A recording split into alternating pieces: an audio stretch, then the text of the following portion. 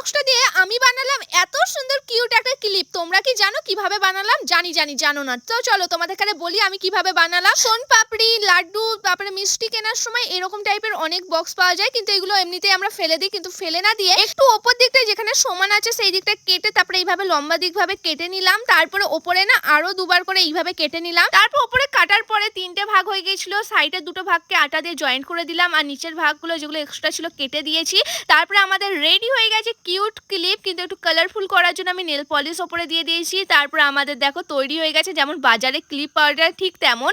আমি কেমন ভাবে করলাম ঠিকভাবে বলতে পারলাম না, কিন্তু তোমরা দেখে অবশ্যই বুঝতে পেরেছো হয়তো। আমি দুটো ক্লিপ বানিয়েছি, একটা পিঙ্ক কালারের, একটা হলো আমার ড্রেসের কালার নিয়ন কালারের। তো ক্লিপগুলো আমি পরেও দেখাচ্ছি, দেখো কত কিউট লাগছে, বুঝতেই পারবে না মিষ্টির বক্স দিয়ে আমি এত সুন্দর ক্লিপ বানিয়েছি। তো তোমাদের কেমন লাগলো কমেন্ট করে অবশ্যই বলবে, আর তোমরাও এরকম ঘরে ক্লিপ বানাতে পারো। আমার তো প্রচন্ড ভালো লেগেছে।